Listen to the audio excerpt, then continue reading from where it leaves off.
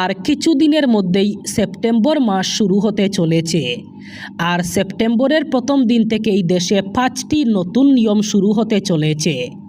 প্রথমত, 1 সেপ্টেম্বর থেকে ভারত থেকে বিদেশে যাওয়া যাত্রীদের ইমিগ্রেশন কাউন্টারে বোর্ডিং পাসে আর স্টাম্প করাতে হবে না। এবার যাত্রীরা মোবাইলে ইলেকট্রনিক বোর্ডিং পাস অথবা তার প্রিন্টেড কপি দেখিয়েই ইমিগ্রেশন প্রক্রিয়া সম্পন্ন করতে পারবেন। এদিকে আপনার যদি ব্যবসা অথবা কোনো পেশা থেকে তাহলে আইটিআর জমা দেওয়ার সময় সঠিক ফর্ম বেছে নেওয়া অত্যন্ত গুরুত্বপূর্ণ। অ্যাসেসমেন্ট ইয়ার 2026-27 জন্য যাদের অ্যাকাউন্ট অডিট করা বাধ্যতামূলক নয় তাদের 31 আগস্টের মধ্যে রিটার্ন জমা দিতে হবে। আইটিআর 4 অর্থাৎ সুগম ফর্ম তাদের জন্য যারা অনুমান ভিত্তিক কর ব্যবস্থার অধীনে রিটার্ন জমা দেন এবং ব্যবসা থেকে তাদের আয় 50 লক্ষ টাকা পর্যন্ত। এদিকে ব্যাংকের এফডি অথবা ফিক্সড ডিপোজিট সংক্রান্ত কিছু নিয়ম পরিবর্তন হতে চলেছে। নতুন নিয়ম অনুযায়ী 3 কোটি টাকা অথবা তার বেশি অঙ্কের বড় আমানতের ক্ষেত্রে ব্যাংককে প্রতিটি কার্যদিবসে সকাল 10টা 10 মিনিটে তাদের ওয়েবসাইটে সুদের হার জানাতে হবে। এদিকে আগামী 1 সেপ্টেম্বর এলপিজি গ্যাস সিলিন্ডার বুকিংয়ের ক্ষেত্রে পরিবর্তন। রান্নার গ্যাস ব্যবহারকারীদের পরিবারগুলির জন্য রয়েছে স্বস্তির খবর। যারা 23 আগস্টের মধ্যে এলপিজি কানেকশনের কেওয়াইসি করাতে পারেননি তাদের জন্য শেষ তারিখ বাড়িয়ে দেওয়া হয়েছে 31 আগস্ট পর্যন্ত। অর্থাৎ 1 সেপ্টেম্বর থেকে আর কেওয়াইসি করা যাবে না। আর কেওয়াইসি অথবা আধার বায়োমেট্রিক কনফার্মেশন বাধ্যতামূলক। তা না হলে গড়ুয়া দামে সিলিন্ডার পাওয়া যাবে না।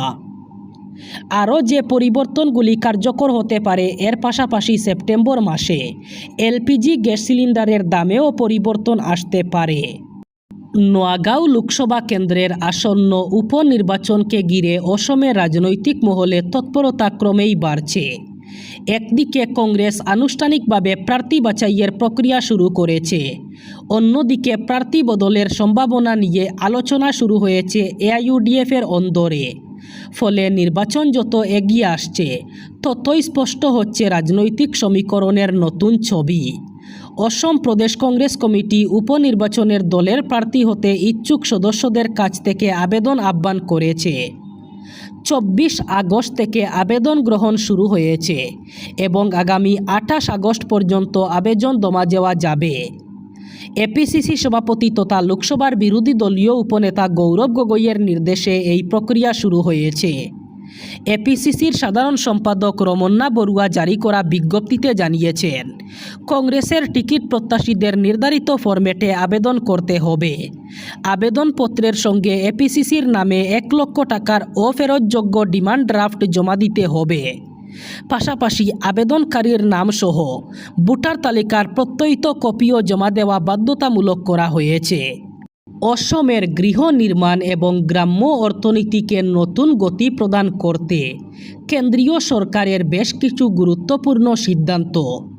অসমে পুনর্নির্মাণ, পুনরুদ্ধার এবং দ্রুত উন্নয়নের যাত্রায় ভারত সরকারের সহায়তার জন্য কৃতজ্ঞতা প্রকাশ করেছেন মন্ত্রী জয়ন্ত মল্ল বড়ুয়া, মুখ্যমন্ত্রী ডক্টর হিমন্ত বিশ্ব শর্মা এবং মাননীয় কেন্দ্রীয় মন্ত্রী শ্রী শিবরাজ সিং চৌহানের মধ্যে বৈঠকে অসমের উন্নয়নের জন্য বেশ কিছু গুরুত্বপূর্ণ সিদ্ধান্ত নেওয়া হয়েছে। প্রধানমন্ত্রী আবাস যোজনার অধীনে 3,80,000 নতুন গড়ের অনুমোদন, বিনিয়োগ করা হবে প্রায় 5,000 কোটি টাকা। সেই সাথে বানপীড়িত অঞ্চলের জন্য অতিরিক্ত প্রধানমন্ত্রী আবাস যোজনার গৃহে অনুমোদন দেওয়া হয়েছে। অসমের চা বাগান অঞ্চলের গৃহ নির্মাণে কেন্দ্রীয় সরকার অতিরিক্ত সহায়তা করবে। বাপের বাড়ি যাওয়ার জন্য স্বামীর অনুমতির প্রয়োজন নেই স্ত্রীর। সম্প্রতি এক মামলার শুনানিতে এমনটাই জানালো কর্ণাটক হাইকোর্ট। একই সঙ্গে আদালতে জানিয়েছে, বাবা মায়ের দেখভাল অথবা বাড়ির কাজ করতে স্ত্রীকে বাধ্য করতে পারবেন না স্বামী।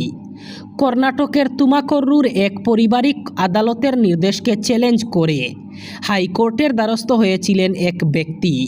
পারিবারিক আদালতের তরফে ওই ব্যক্তিকে নির্দেশ দেওয়া হয়েছিল, স্ত্রী এবং নাবালিকা কন্যার ভরণ পোষণের জন্য তাকে মাসে 9,000 টাকা করে দিতে হবে।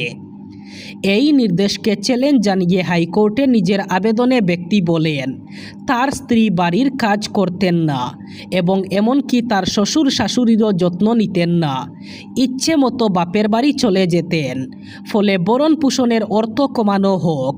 তবে ওই ব্যক্তির আবেদন গ্রাহ্য হয়নি হাইকোর্টেও। বিচারপতি ডক্টর চিল্লাকুর সোমাথালার বলেন, পিতামাতার যত্ন নেওয়ার প্রাথমিক দায়িত্ব পুত্র এবং কন্যার উপর বর্তায়, জামাতা এবং পুত্রবধূর উপর নয়। পাশাপাশি আদালত আরও জানায় তারা বুঝতে পারছেন না কেন একজন মহিলাকে তার কোনো ইচ্ছা পূরণের জন্য শ্বশুরবাড়ির সকলের থেকে অনুমতি নিতে হবে। যখন খুশি তিনি তার বাবা মায়ের কাছে যেতে পারেন। এমনকি বাড়ির কাজ নিয়ে ওই ব্যক্তির অভিযোগের পাল্টা আদালত জানায় স্বামী অথবা অন্য কেউ কোনো মহিলাকে অথবা তার স্ত্রীকে বাড়ির কাজ অথবা তার পিতামাতার যত্ন নেওয়ার বিষয়ে নির্দেশ দিতে পারেন না। বাড়ির কাজ স্বামী স্ত্রীর মধ্যে সমানভাবে ভাগ করা উচিত। জাতি জনগণনা ইস্যুতে বিভ্রান্তি তৈরি করছে মোদী সরকার, এই অভিযোগে সরব হল কংগ্রেস। প্রধানমন্ত্রী নরেন্দ্র মোদী মুখে যা বলেন কাজে তা করেন না, তাই জনগণনার সঙ্গে এবার জাতি গণনা হবে বলেও আদতে তা হবে না বলেই দাবি করল কংগ্রেস। এ ব্যাপারে প্রশ্নমালা পরিবর্তন করে স্পষ্ট আকারে জাতির উল্লেখ যুক্ত করার দাবি করা হলো। প্রধানমন্ত্রী নরেন্দ্র মোদীকে যৌথভাবে চিঠি দিলেন রাহুল গান্ধী এবং মল্লিকার্জুন খার্গে। তেলেঙ্গানা আর বিহার মডেল অনুসরণ করে স্পষ্টভাবে জাতির নাম উল্লেখ করেই গণনার পক্ষে সওয়াল করলেন তারা। এদিন এক সাংবাদিক সম্মেলনে সেই চিঠি প্রকাশ করে এআইসিসির প্রধান মুখপাত্র জয়রাম রমেশ বলেন, বিভ্রান্তিকর গণনা হচ্ছে। আগামী ফেব্রুয়ারি মাস থেকে সাধারণ গণনার সঙ্গে জাতি জনগণনা হবে বলে ঠিক হয়েছিল, কিন্তু নির্দিষ্ট করে কে কোন জাতের তা উল্লেখ করা হবে না বলেই প্রশ্নমালা তৈরি হয়েছে। তাহলে কি করে জানা যাবে ভারতে কোন জাতের মানুষ কত রয়েছেন? কি করে হবে তাদের জন্য প্রকল্প? তাই এই পদ্ধতি বাদ দিতে হবে, সাজাতে হবে নতুন প্রশ্ন। স্কুলের নির্ধারিত পোশাকের সঙ্গে হিজাব পরার বিষয়ে এলাহাবাদ হাইকোর্টের রায়ে পুনর্বিবেচনার দাবি জানালেন মুসলিম ধর্মীয় নেতারা। তাদের বক্তব্য, কুরআন এবং হাদিস অনুযায়ী ইসলামে হিজাব পরা বাধ্যতামূলক, তাই স্কুলের ইউনিফর্মের সঙ্গে হিজাব অথবা মাথা ঢাকার স্কার্ফ পরার অনুমতি দেওয়া উচিত। উল্লেখ্য, এলাহাবাদ হাইকোর্ট এক গুরুত্বপূর্ণ রায়ে স্পষ্ট করেছে যে কোনো শিক্ষার্থী নিজের পছন্দ অনুযায়ী শিক্ষা প্রতিষ্ঠানের নির্ধারিত পোশাক বিধি পরিবর্তনের অধিকার দাবি করতে পারেন না। উত্তরপ্রদেশের প্রয়াগরাজের একটি বেসরকারি স্কুলের এক নাবালিকা ছাত্রী ইউনিফর্মের সঙ্গে হেড স্কার্ফ পরার অনুমতি চেয়ে আদালতের দ্বারস্থ হয়েছিল। সেই আবেদন খারিজ করে দেয় আদালত। রায়ের প্রতিক্রিয়ায় অল ইন্ডিয়া মুসলিম জামাতের সভাপতি মাওলানা মুফতি শাহাবুদ্দিন রিজভী রেবেলভি বলেন, স্কুলের ইউনিফর্ম ও হিজাব দুটি পৃথক বিষয়, এগুলিকে একসঙ্গে দেখা উচিত নয়। তিনি বলেন, স্কুলের সীমানার মধ্যে প্রতিষ্ঠানের নিয়ম এবং বিধি মেনে চলা উচিত, তবে হিজাব পরার বিষয়টি আলাদা।